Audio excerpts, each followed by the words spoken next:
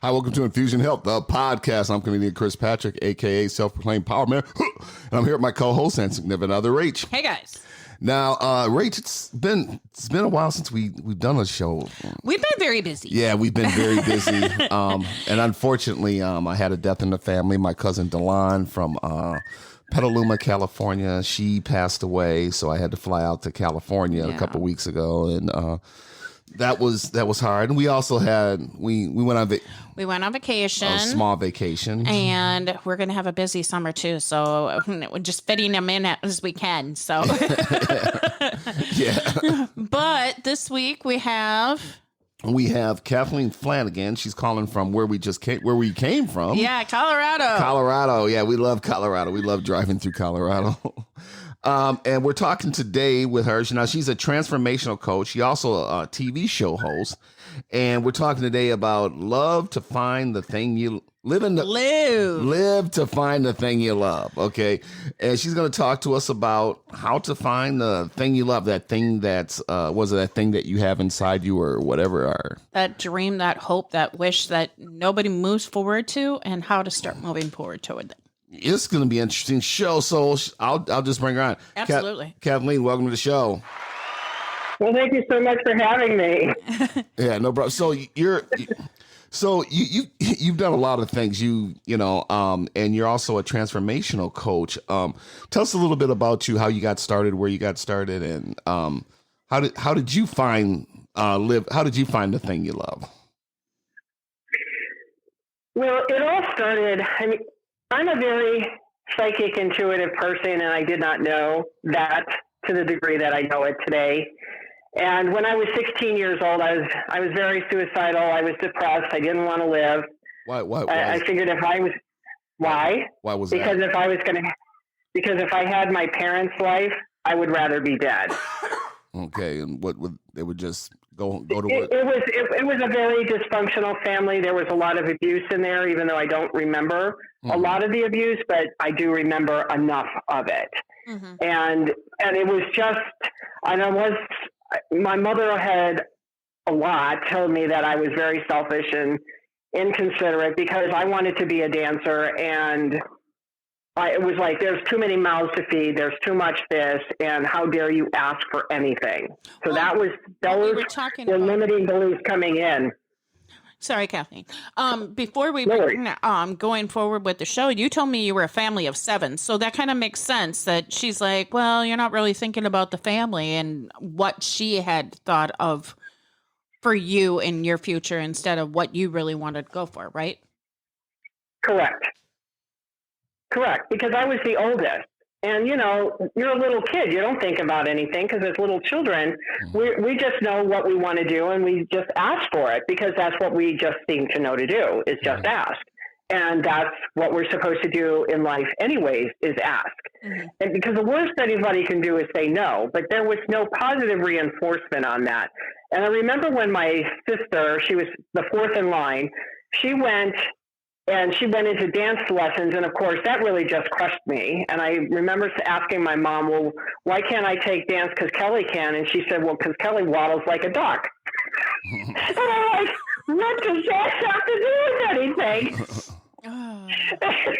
It was just like, none of it made sense. So I was like a very confused, lost person because as my mother kept having kids, I kept getting further and further pushed back to where I was completely invisible. Right. And I lived my life as an invisible person up until about 2017. I did not want to be seen. Mm-hmm. So when I got into this, my mother had asked me if I wanted to go to a Negra Casey meditation group. And I said, sure, what the hell? I had nothing to lose, right? So at 16, I went there.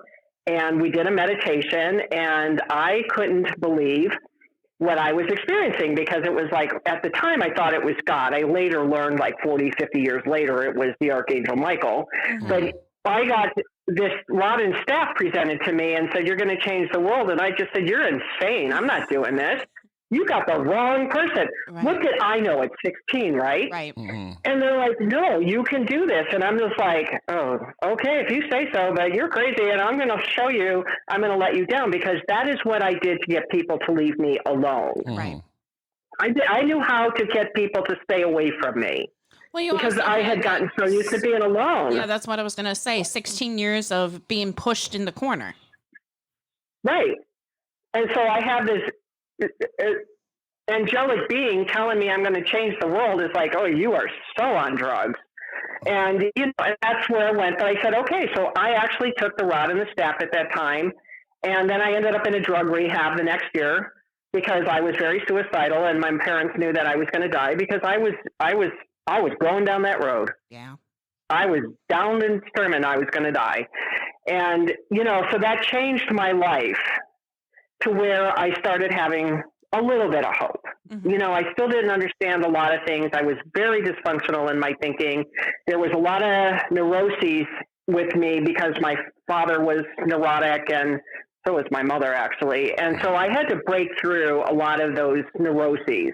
Right. And I did. And I had a lot of spiritual help from them because it was like the Mother Mary would come into my room at night and just stand there and be with me while I was processing and trying to get rid of whatever this sickness was in my head. And that led me on this path of spiritual awakening, so to speak. And back then in the 1980s, people weren't into this, but I was involved in the Brotherhood of the White Light. I was in the Council of Nine. I knew how to take pain from people. I was an empath. I didn't understand any of it. Then people had to heal me because I could make other people well, but then I took it on because I didn't know how to get rid of it yet because I was so young. What is the Brotherhood? What is the Brotherhood of the White of the White Knight? The White Light. Yeah. That is a secret cult that Jesus Christ was in. Okay. And the whole Holy Family. So back then, that's the Brotherhood of the White Light, where they have all the spiritual tools that help you to elevate. And it was a very, very secret society. And not knowing that nobody knew what that was then, I was so familiar with it. And then being in the Council of Nine was that I am a member of the Council of Nine. And every time I went up there through my meditations, and they would it was like progress reports or something. I don't really know what was going on in there. Mm-hmm. And they said, it was like, it's time to go back. And I said, no, I'm not going back. Yes, you are. No, I'm not. Mm-hmm. And then of course, they would tell me why, and I would come back, and I would always be depressed. So meditation, as much as it helped me to move into the place that I was going, I was also very depressed because what this world was and what I felt were two different things. Sure. Mm-hmm. And part of my mission was to help elevate the people to come into remembering who they are. So as life went on and walking around feeling like I didn't know what my purpose was for a good portion of my life, what I learned in that process, that everything that I was doing was helping me to get into that place that I was going. So I had to learn to stop beating myself up, because when I started Awakening Spirit, which is my aromatherapy company, mm-hmm. people, when I first created that name, they thought I was crazy. And then 5 years later, everybody thought it was the best name in the world. So that just shows how fast the world was starting to change. Mm-hmm. And for the listeners that don't understand aromatherapy, it can also not only give you medicinal healing qualities, but it can also give you emotional healing qualities. Exactly. And that's what I found with the essential oils, was how much the essential oils were helping us. And it was an ancient art of medicine that we didn't know yet, because I brought this out in 1995, long before we went down into mainstream. Okay. So what does that say to me? That of course you have to reflect, right? Mm-hmm. So I started realizing, well, no wonder I'm getting all the arrows in the chest. I'm out there leading the way. People are following me, taking the benefit, but I'm opening the door. Mm-hmm. And so that was part of what my mission was, is to bring in the energy. So if you want to take this one step further, and I'm going out on a real big limb here, but you take the name K, the K in the Kathleen. Mm-hmm. I'm open to the heavens. It comes in the center, and I bring it down to earth. That's what I do. I'm bringing heaven to earth. Mm-hmm. And so that's kind of what, when I started looking at these things that people thought I was crazy looking at, it made perfect sense to me. And today it makes even more sense. Mm-hmm. So I just kept moving in that direction, and I always listened to spirit. I always listened to them because I remember 10 years before I got into essential oils, I was coming down the stairs and I heard spirit say, "You're going to be working with the oils." Okay. I didn't know what that meant. I had no idea. This was like in the 1980s. And I said, "Okay, whatever you say." And I was unclear of it. But when I found essential oils, and it was because of health reasons, when I found essential oils, it was almost 10 years to the day when I heard that. Mm-hmm. So here's a whole new modality I'm bringing into the earth, onto the planet, that people didn't know, that it's ancient, it's been around, but it's a lost art. Yeah. And I'm starting to bring it back. And I remember my mother had so many health issues, so I kept making all these blends, and I said, "Here, Mom, try this, try this, try this," and it would just work because I was healthy. Yeah. And so it was like I couldn't understand how it worked. It just didn't make sense to me, and how this worked. I understand it better now, but back then, when we're still in a very dense, dark place on the planet compared to where we are today. I just had to keep looking and researching what this meant. And then in 2008, I think it was, I was asked to move to Chicago to write a book. Okay. But prior to that, I got into ballroom dancing. And this is what started the path in 2008 or 7, I think it was. I was coming out of a bad relationship, and I went into, I decided, because it was like, what do I need to do? Because it's like, I have to find something that makes my heart sing. And what is it? And I have to exercise, because, when you start hitting your 40s, your body changes. Yeah. And you don't even understand how fast that body's changing and why it's changing, because you didn't do anything different. Right. But it's just part of that aging process. So I'm like, I got to do something, and going to the gym is not it. Because I don't have a problem exercising, just don't take me to the gym and make me work that way. So it was like, what do I want to do that's not going to feel like exercise? It took me 3 days, I kept asking, and it said, get into dance. And so I got into ballroom dancing. That kicked my butt. I'll tell you what, that kicked my butt, and I was so happy, and I was losing weight, and my heart was singing, and I had this 26-year-old dance instructor that I think we both just fell in love with each other, because we were just like, there was this connection, and I understood the connection because everything in my brain started opening up with spirit. I mean, it was like this direct link that he realigned my chakras just by getting into dance position. And I jumped back because everything was moving, and I said, "What are you doing?" He said, "I'm just getting in dance position." But it was like, that is not what happened to me. Right. So what he did is he opened the circuits up. And then it was like learning how to dance with a partner. It's like this weaving. It was like this whole vision of seeing something different and how life works in such a different perspective. And then I was asked to go to Chicago to write a book. Okay. Okay. And so I spent a whole year, in my personal opinion, was, probably the worst and best year of my life. I really hated it out there, but I had some of the most amazing experiences. And I ended up writing a trilogy, and 2 of the 3 books are published right now. And it was all about the spiritual awakening. It was all about taking total responsibility for who you are, making those commitments. And the first time in my life, I said, I want to be a better person, because I didn't care before. I didn't care about people. I didn't care about anything. I was just so angry and depressed and lonely, and I had my suitcase my whole life. I carried my suitcase because I was leaving this planet. I don't know when, but I was leaving. I was not going to stay on this planet. And I realized how much always carrying my suitcase wasn't allowing me to step into where I needed to go, which was into my greatness.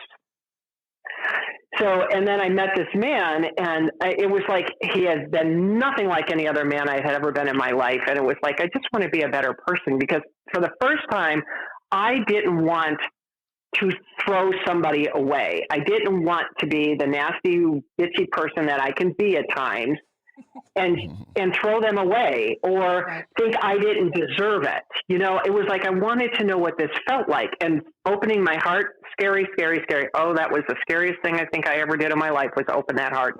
But that's when everything changed. Yeah.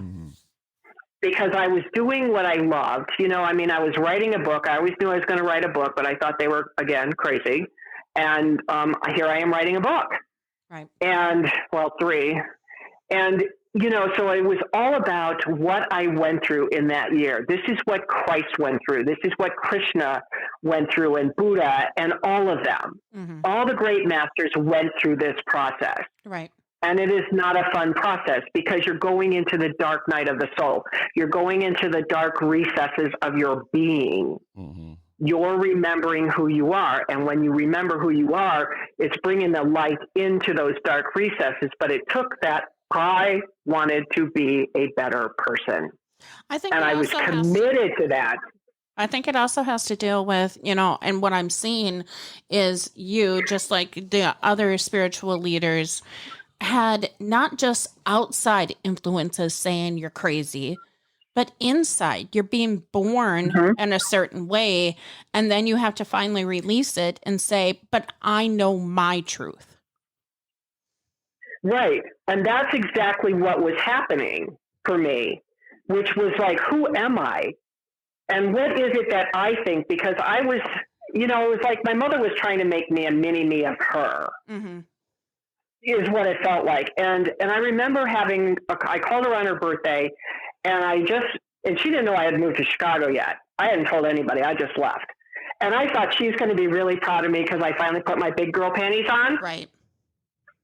Oh, yeah. That is not what happened. Because I said, well, that is so not what happened. I said, because she was asking me about getting together or something. I said, well, Mom, I just need to tell you I'm in Chicago.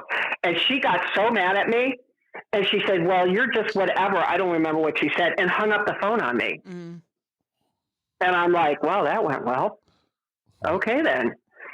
And it was like so stunning because I thought she would be proud of me, but she wasn't because, see, I was no longer under her influence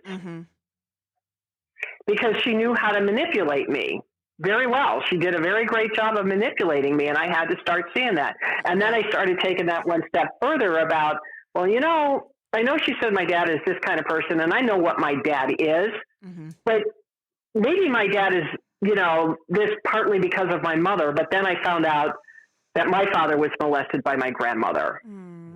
I mean, Spirit just dropped that down, and that explains everything. It explains everything about my father.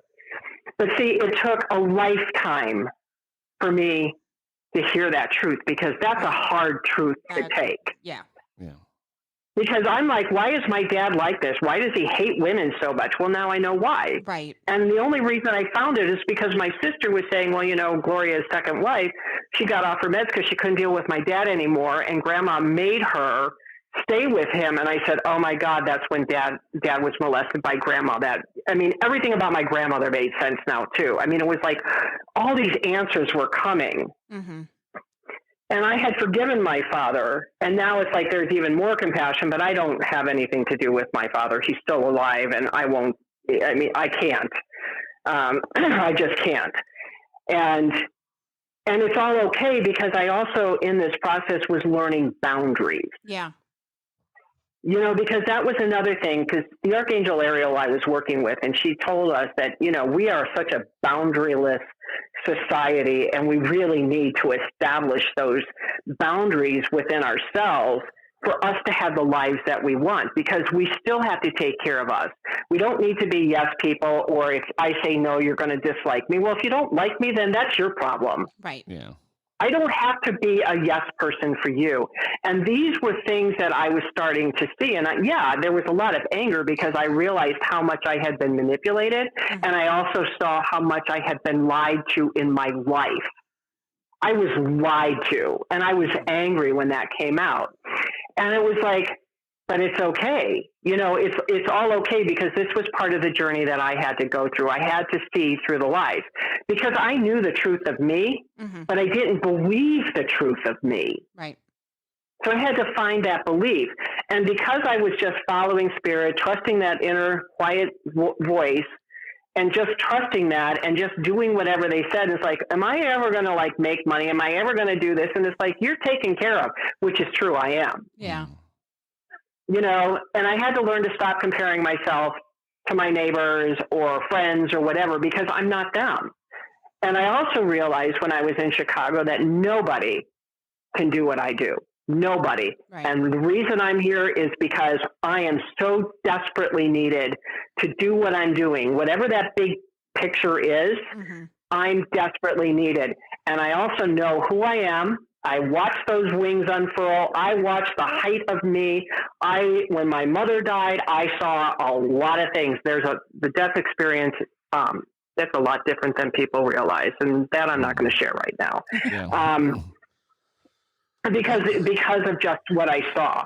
Right. And, and I just was so amazed of where I am. And I'm like, oh my God, I so understand that cliche of we're not worried, we're not afraid of our weakness. We're afraid of our greatness, because it was like when I really saw that person and embraced it, it was like, how could you have ever let anyone do this to you? How could you do this? You are so beyond, as everyone else is, than what people try to do. People try to keep you small. Yeah.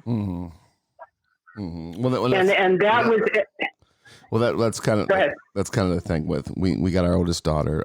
Thank God, within the next few weeks she'll be going off to college. But she graduated in 20, and the thing is, I told her is that I said you got the smarts, you got the brains. I said you need to nourish this. You need to do something with it. And one of the things I told her is, you have to stop being afraid of yourself, and just go do it. She's like, well, I don't even want to go. I said, yeah, but there's a thing about the doors. It's like when you go there, you're going to meet other people. That's going to open doors to this. That's going to open doors to that. And you really, really need that. And just take it for what it is. Take the experiences in and go forward. And that's what I've done. Like I said, I've always trusted, even because fear was my biggest thing. That's my motto in life. You have nothing to fear but fear itself. Yeah, because every time I walked through my fear, I got stronger and realized it was an illusion.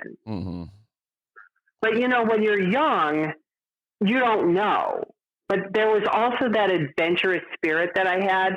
And sometimes I think that little adventurous spirit was a little stronger than my fear, thank God. Because, when I was 18, it was like, hell, I'm moving to Florida. And I just got up and left. Right. And then one day I was like, I'm going to move to Nevada. So I did. And then I moved to Chicago. And then I did. But I always kept coming back to Colorado because I didn't know where my home was. I was looking for my home. And it wasn't my family. And when I went to Chicago, I realized Colorado is my home and I will die here. This is where I will die because this is my home. This is where I'm flourishing the most. This is where I have the most life. I'm a water person, so do I miss the ocean? Oh, yeah, totally miss the water. But there's something magical and mystical about these mountains that, you're so close to God, in my opinion, when you're in the mountains and in nature to that degree. There's nothing that beats. And that's why I know. There's just. Yeah, we love That's why I moved here. There was something so magical about these mountains, and I've been to the Smokies, and they're really nice, but there's something about the Rockies. Yeah, there's just something beautiful. We went to Utah, and I told Chris, I said these mountains are not as beautiful as Colorado. And when the first time me and Chris went to Colorado, the first day I was doing the driving because Chris works like a dog. And so I was letting him be in the co-seat and sleep. And the second day, he kept on pulling over. It was my day to sleep, and he just kept on pulling over. He's like, I can't drive in this beauty. Oh, that was Colorado. Yeah, that's what I'm talking about. Yeah. Because the Utah, we could make it to our destination without pulling over once, but it was beautiful. Don't get me wrong, but Colorado, it's awe-inspiring. Well, and when you're on I-70 and you just see how the mountains change so much. Yeah. I mean, because you get into the redness where you're going to go into the Utah red mountain area, and then you've got all the different scales. And then if you go into the Western Slope is totally different. I mean, there's just so much diversity in this state. Yeah. It's just so incredible. And I've been all over this state. I mean, we're talking even the boring Northeast sections, but there's some really cool spots about the Northeast. And then I've been down to Alamosa, and I didn't even know we had sand dunes until I went down to Alamosa. I mean, it's just amazing, the diversity of this state. It's just gorgeous. Yep. Yeah. Now, with being a transformation coach and our topic, live the life to the thing you love, what is the biggest thing you can tell your people to just move over or start doing? The one thing that I tell people, and I had to tell this to myself, is what makes your heart sing. Go back to when you were a child. Because when you were a child, there was an innocence about you and you knew what you wanted. There was something that was driving you. And then we get lost along the way with school and growing up and then getting married and having kids. And we just put ourselves back there. And that's what the one thing I say is, what did you want to do when you were a kid? And what was one of the main things I wanted to do was be a dancer. Mm-hmm. I mean, that was it. I mean, I wanted to dance. And I was told by ballroom coaches that, you could be a world champion if you just believed in yourself. Mm-hmm. It's like, you have everything there, honey. You just don't have enough of your own confidence. So that was a huge message for me. But it was like when I started doing that, and then it was like, and just following, like I fell in love with essential oils. Okay. Right. I just fell in love with that when I tried it because it was something new. It was something different. And I quit working as a paralegal to do this. I mean, talk about night and day. Yeah. But I learned how to do that because I fell in love with it. Right. And I got into environmental consulting. So of course, everything I'm working on all has to do around the earth anyways. So I get into environmental consulting and my business partner is like, you would love this. You would love this. And it's like, no. And I fell in love with it. Mm-hmm. I love watching buildings come down. I think that's the best part of everything. But that whole thing. And then I got into really working further and deeper into my mindset, because as I started clearing all the old garbage out, right, I had to start doing more. And the biggest thing is then just start being grateful, because when my mother had passed away and I was in a very, very dark place, and this is coming back from Chicago, I had no money, I had nothing. And I was about ready to live down by the river in a Buick. That's how I felt, because there was just nothing coming in. And I was asking people I knew, it's like, I can work for you. I can do this. I can do this. I wasn't asking for a handout. I was saying I could work for you for money. Mm-hmm. And nothing was happening. And I remember sitting on the couch and my ego screaming at me about, you just should go get a job for like $6 an hour at McDonald's. And I'm like, yeah, that's going to pay my rent. And I just was like, I want to believe. I went back into, what do you want? What do you want? What do you want? Mm-hmm. And I had to go back into that and start visualizing what I wanted. How do you see your life? Where do you want to go? And those were the biggest things of, right now, just to get out, to have money, I just want to have work coming in. And it was amazing how fast the work came in and how fast I got out. Within about 8-9 months, I went from $0 to $100,000. That's how fast it moved, because I was bound and determined to make it work. But the other thing that I think was the biggest factor in that was, as depressed as I was and grieving the loss of a loved one, is, oh my God, thank God we only have one mother. I couldn't ever do this again, because I was in such a deep state of despair in a way that I never felt, and I never felt hopelessness. And there was all these really dark energies and feelings around me, and Spirit told me what to do. So I did. I do, because I do sound therapy as well. And they told me to get in the tub, put the essential oils in, and then I want you to take the tuning fork and hit the water. And when they did, it was like it rewired my brain, because sound works through water. Sure. And so that was the biggest thing that helped me to get through that.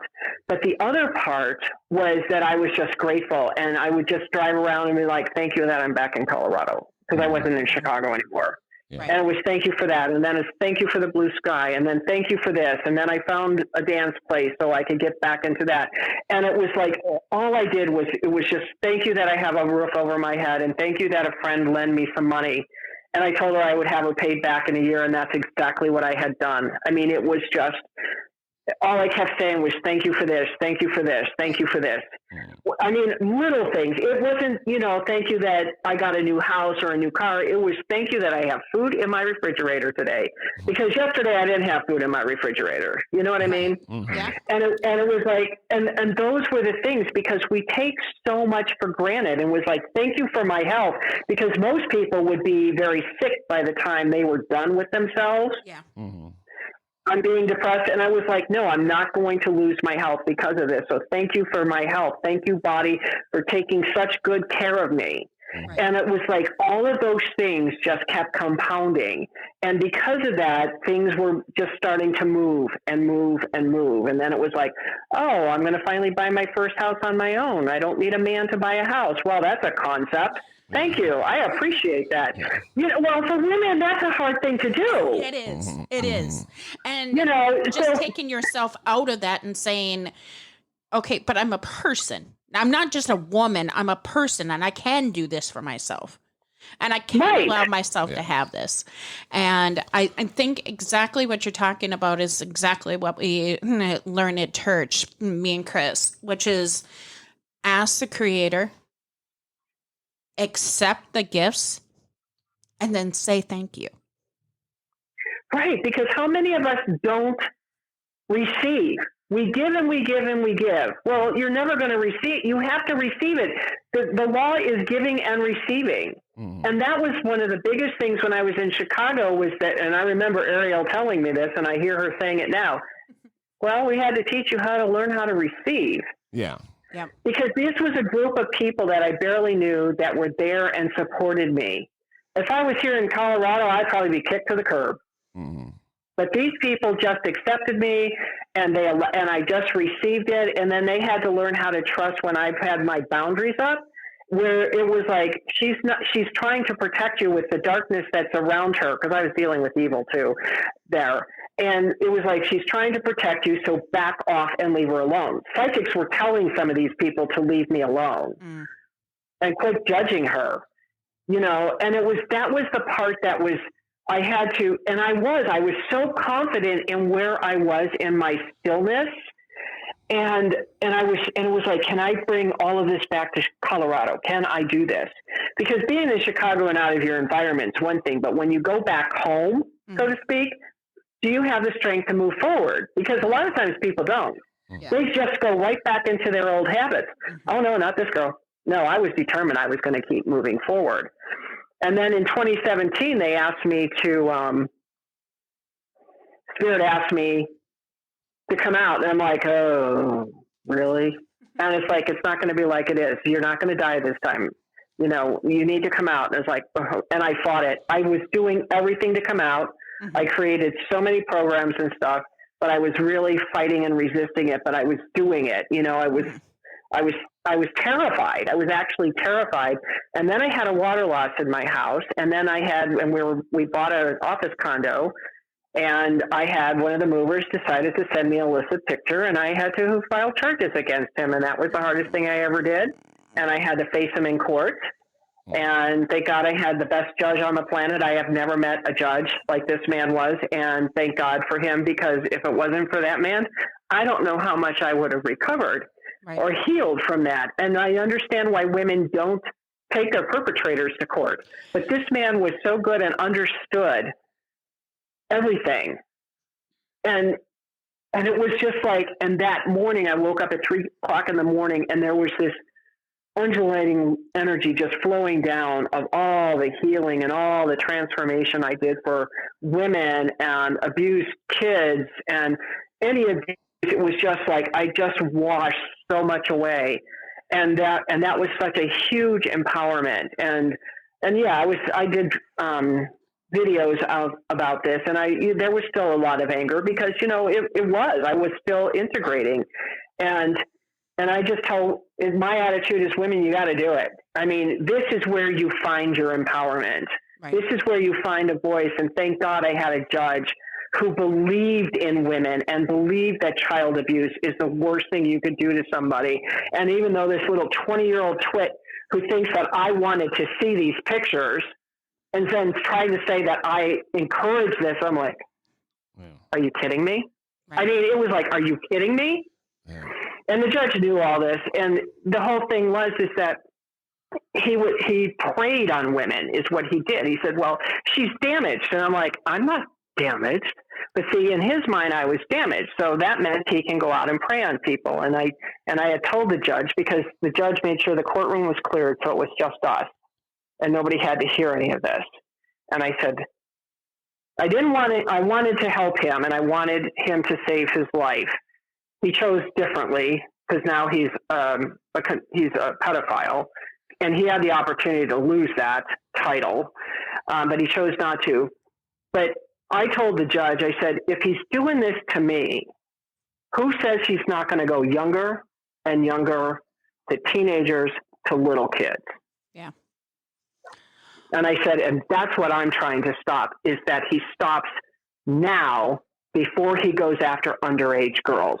Mm-hmm. So, Kathleen, going back to your book deal, and before we went and started recording, you were talking about your TV show. You said you were having problems accepting the gifts from the book. Was it easier to accept the gifts from the TV show now that you learned those lessons from the book? Oh, totally. Because I had this goal of what I wanted, and I've learned to receive and see. And what this is the beauty of spirit. You just get grumpy with them. I broke a bone in my hand last summer, and spirit saying slow down. So I was slowing down. Well, I wasn't slowed down enough. Sure. So I broke a bone, and I had to literally stop moving. It's amazing what you can't do when you have a broken bone in your hand. I mean, it was like I really had to ask for help. I mean, my partner was like, can you wash my hair? I couldn't do anything. I literally couldn't do anything. And it was so funny, because I had to do it, and then I sat. I mean, and then I got sick, because I never get sick, but I got sick 2 months, and it was not fun. And I sat there, and it was like, Spirit, I could be dead as much as I'm not moving.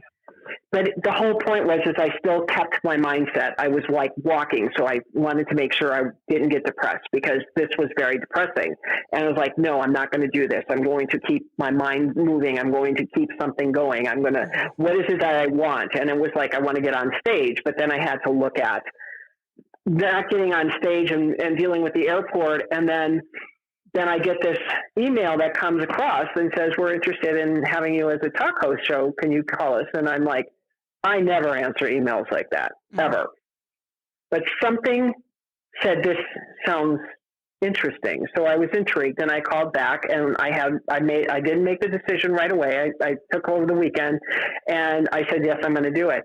And it was like, and all I kept getting was, oh my God, this is it. And there was just this whole amount of energy and light just flooding through my body, because I accepted that. There was just something about it. And it was all because I had to stop long enough, get very clear on what I wanted, because to me, that's what this broken bone was about, was really getting clear, really understanding the body and how the body, I mean, my poor body would go into panic attacks and all sorts of things. I mean, it was like there was this total 100% focus on me during that period. And when this came, it was like, oh my God, this is that something better, right? This or something better. Because what's the other thing that I do? Every night I say, thank you for, my day and whatever it is I want, and visualize what I want. And I do the same thing in the morning. But then it was also, I started incorporating I and the Father are one, because I am in co-creation with God. Right. And if I say I and the Father are one, I think that helped me to really see more, because when you're co-creating with God and you're working with spirit, you start listening. You understand that quiet, still voice. You hear, you're trusting it. There's something that tells you to move. And when you're moving in that direction, it's like you're walking into the greatness of you, and you don't know it yet. You have to stop and reflect. And so few people reflect on what they've done or where they're going. Right. But that's how you see the progress. That's when you see what's coming in, and then it makes it easier the next day when you get something and tells you to do something and, you're up in your thrown in alligators because you're terrified, but something says it's okay because you've already done this several times in the past. Right. You're just going up another one in the energy field of the ladder to your greatness. Okay. And Kathleen, I'm sorry. Yeah, okay. we've come to an end of the show, and it's been really interesting that your life and what you've done and transformed yourself and stuff like that. It's very, very inspirational. Is there anything if somebody wants to get a hold of you, website or whatever, that Rach can put in the show notes? Yeah, I'm at KathleenMFlanagan.com. And then if you go under the services, I actually do have a free 3-minute download meditation. It's a sound chakra chakra balancing, 3 minutes. And it's a gift for all of your listeners. No email, no nothing. It's just go there, download the 3-minute de-stress meditation and enjoy it. All right. Because it'll bring you back into peace and tranquility. Well, she will send that to me and I will put that in the show notes. You guys. I will. Yeah, and I'll let Rach close us out. Today we learned about quieting your body, allowing yourself to have your greatest gifts, and say thank you afterwards. Have a great one. Take it easy. Thank you.